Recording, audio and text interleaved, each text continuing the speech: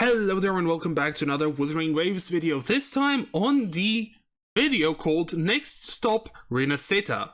Now, this is all about, most likely, the new region that we'll be getting in Wuthering Waves together with the two new characters we will be getting, which is going to be really cool. Now, I know that there is a trailer at the very end that showcases the characters and a bit of the environment from Rinascita, but I'm honestly really curious to see what the rest of the video is all about, because I think it's one of the developers talking about maybe their goals and hopes with this new region. So yeah, let's get into this and discuss what this is going to be all about.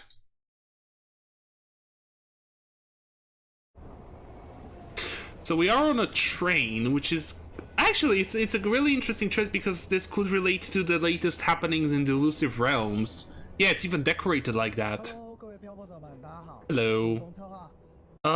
There's no more captions, but we do have captions down here from the video itself.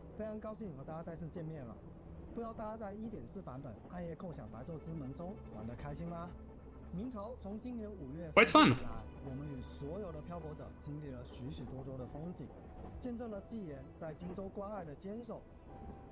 A little recap on what we did throughout the versions. Yeah, Shorekeeper.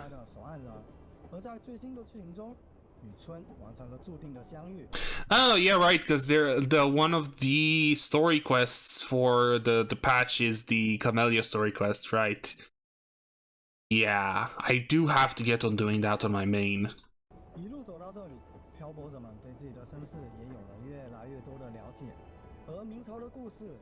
Like, it's obvious that at this point that Rover is pretty much, like... Actually, it's not really that obvious, right? Like, who he actually is, we know, or they, because depends if you have male or female Rover, but, like, Rover is one of the first beings, most likely, that arrived on Sol 3 when civilization started to become something. He's like one of the founders of Jinzhou. He is like the dude, like, well, I don't remember the name for the Sentinel, like the guy who created the Sentinel, possibly all of them, if not just Jue, right? He's also the dude who created the system that the Black Shores is using. So, like, Ro created pretty much every major thing that happened within the world of Wuthering Waves. So I'm curious what exactly this is all about and why this happened. So, new chapter of Wuthering Waves. Let's see. About Rinascita. When the Night Nox wraps up. Oh, that's our current version, okay. Surprising in a way. I was kind of expecting them to go to 1.6, kind of like how Star Rail and Genshin did. But then again, they're two different companies, so it does make sense that they would want to do it a bit more different. Plus, it could also be a bit, like, smart to do this at the same time that the story for Genshin wraps up for Natlan, because 5.3 is going to be the final major story beat for Natlan in Genshin. So it would make sense why you would want to do 2.0 right after that. So, actually, it's kind of smart. You have people finish Natlan, because there's not going to be any new exploration, I think, since we're not getting a new region. We're going to get one maybe in 0.4, and then you have people flock to Wuthering Waves because, hey, there's a new region, there's a new story, main story, and whatnot. Oh, so we're there to cure Abby. Why is there to cure? I always thought that Abby just, that's how, like, she works. Is Abby a she? Was it ever confirmed? I don't think so. Anyway, with Huanglong and the Black Shores, an all new land. It is Rinascita. Laguna. A city-state, okay. Arts and masked carnivals, that's where the fools, that's where the pirate carnival comes into play with the crew of fools. Okay, that's cool. Power and wealth are held by a few elite families, like Carlotta's family, because we know that Carlotta is part of an influential family, from what I can recall. Oops, sorry, wrong button. Creativity flourished along with commercialism. Ooh. Okay, so a bit of teaser about the Sentinel. Okay, so we will have a new Sentinel. People are speculating that it will be a unicorn or something like that based off of some imagery, which could be kind of cool. I would like to have all of the Sentinels either be entirely like just straight up different and mythological animals, or maybe a mythological animal related to the region that the nation is based off of. For example, since Jinzhou is based off of China, it has a dragon, it has a long as a Sentinel. Meanwhile, Rinascita being like Italy, France, maybe like a unicorn would make sense. Like Europe, then again, a basic dragon would make a bit more sense for European folk tales. But the unicorn does make as much sense, and that way they also don't use two dragons, but just different types. So that could be kind of cool to have different types of dragon. For example, you have the generic four-legged, two wings dragon for Rinascita, and if we ever get something, I don't know, inspired off of a different part of the world like America, you go for like an American dragon of sorts, if there's even any, and if not, maybe something like, I don't know. Are there even like actual dragons in American mythology? Weirdly enough, it doesn't even sound right. Technically, for like if you want to go for like an American-inspired area, you would have like Native American mythology to go off of, or Mayan mythology. So that could be interesting to see. Anyway, Carnival, January 2nd. That's so annoying. Both the Genshin update and the Wu update come out while I'm away, because I will be going away for Christmas and for New Year's to visit my parents, and I will not be here for when they actually come out, because I do have to do pulls on both my main account on Genshin, well, on my account on Genshin, and the pistols only account on Wu. So that's gonna be that's gonna be a bit late compared to the release. So yeah, Rinascita comes out on January 2nd. And January is actually kind of filled. Like Genshin, Wuwa, I think Star is going to have an update, and Zizi might have one there as well. And there's also a new game coming out that I do want to try out.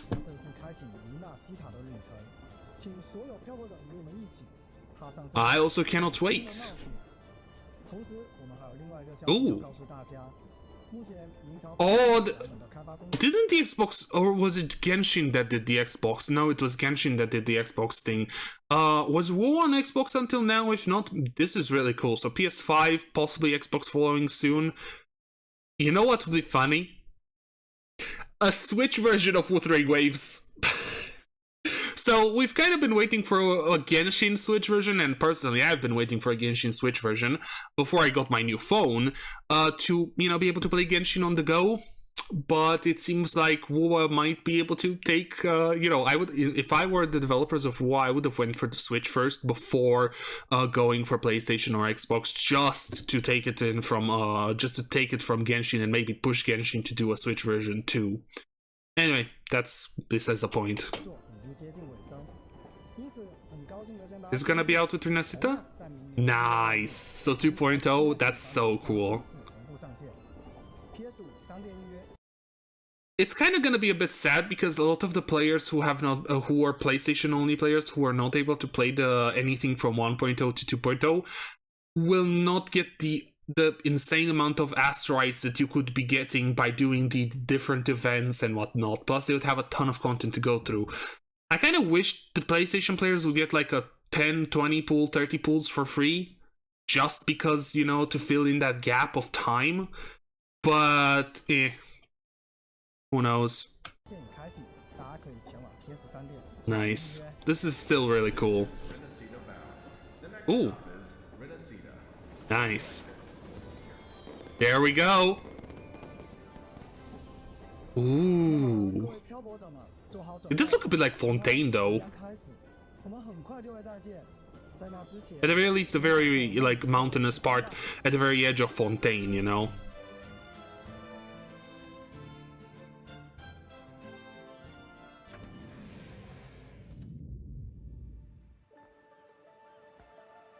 I think this is Russia.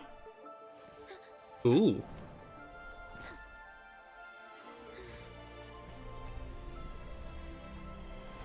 Ooh.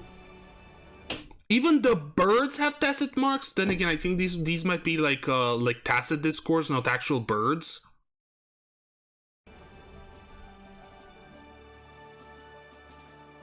Ooh. Hello, Rover. Is that a bathtub walking around?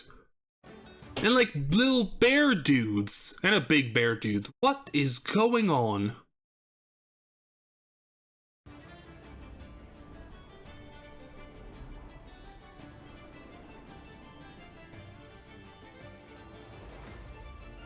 Okay, so we just get a very, very small teaser of... But yeah, I gotta say, it does indeed give me a bit of... No, so here's the thing, it does give me very slight Fontaine vibes, but it also gives me kind of like an Italian town, right? Because I truly believe that this is gonna be based off both Italy and possibly France. Maybe it's gonna be majorly based off of Italy. Purely because of the names, like Carlotta, Rinascita, Rocha, they all sound very, very like Italian, right? What kind of names that you would hear in Italy? But yeah, imagine if they actually make the city this like populated. Also, if this is the main city of Rinascita, then again, it's a city-state, so most likely it's going to be this. But it feels kind of small at the very least from what I can see here. Again, it's very little what we can see. Maybe it entirely encircles the mountain in the background and goes even further. Because Jinju itself is actually quite big. Right, for like it being like the biggest city in Huizhong, it's quite big. Not gonna lie, and even like the city on Mount Firmament is decently big. And I actually really like that because in Genshin, Mondstadt being like its own nation and having a village, not even really a village size when you really think about it, doesn't really make sense. And it's also why I've always thought that maybe Genshin doesn't showcase the canonical size of Mondstadt or Liyue, right? Because both of those feel like they should be like 3 times their size to properly be cities or to properly be like city nations. But yeah, looks really nice. So we do have Roche over here, those birds, and I don't know, is that guy like... No, so those are just am I not on 1080p? Why am I not on 1080p? Okay, so there's a bunch of balloons. The NPCs are dressed really nicely, not gonna lie. Rover coming in, the little bear dudes. I wonder... There's no way... Like, I think these are going to be either echoes, maybe, that are following someone or, like, working around. Because I believe they're, like, they did say something about intelligent echoes at some point that could be, like Abby, for example, right? That could be maybe used by people, or even like interacted with, like befriend them, or because I don't think these are like humans dressed up, because these ones are way too small even for children to fit in, right? So I guess we'll just have to wait and see. Maybe they're also tied to the carnival, or to the fools, right? The pirate fools, who knows? Again, the little bathtub dog, and I'm like, what is going on over here? And Rover's like the same, like what the heck is that, you know? And you do get a little better look at this, like, because this guy looks dressed for like a play and whatnot, but the others do look a bit like not as fancily dressed. But I don't think that really matters. Are there any, like, is this just like a spiral? I don't think they look identical or something. I was thinking maybe there are different like signs on the floor there, but I don't think so. So we do arrive at the port, which does make sense. I do wonder on what side of the world Rinascita is going to be. It could be to the right of Mount Firmament, I guess, or it could even be to the left of the mainland of Huizhong. Could go that way too. Never know. But that's about it, because then it zooms out towards the sea to see a bit more of the port, and there's nothing in on this way, so I guess we don't really have any hint on where it might be geographically. But yeah, we do see one other new characters. I'm kind of surprised they don't show us Carlotta, but then again, I have a feeling that the Fools will actually play a huge part in the story, right? Maybe we're gonna get the Persona 5 style, like where the masked fools are like thieves or of sorts, but they're doing it for a good reason. Or they could just be a troupe that's themed around pirates. I guess we'll have to wait and see. I do like the design of these birds. They remind me of the birds from Subnautica 1 and 2. Subnautica 1 and Below Zero, sorry, because Subnautica 2 is coming out, I think sometime next year in early access. But yeah. So, yeah, Rinascita looks really nice. This video is really cool. We did get a couple of reveals and whatnot. PS5 version coming soon. Rinascita comes on the 2nd of January. That's really, really cool. I'm excited for the live stream, and I'm excited for the proper trailer for the region. So yeah, that's about it from me for today. If you have enjoyed this content, why not leave a like, comment, or even subscribe? I want to thank you guys for watching, and hope to see you all in the next one.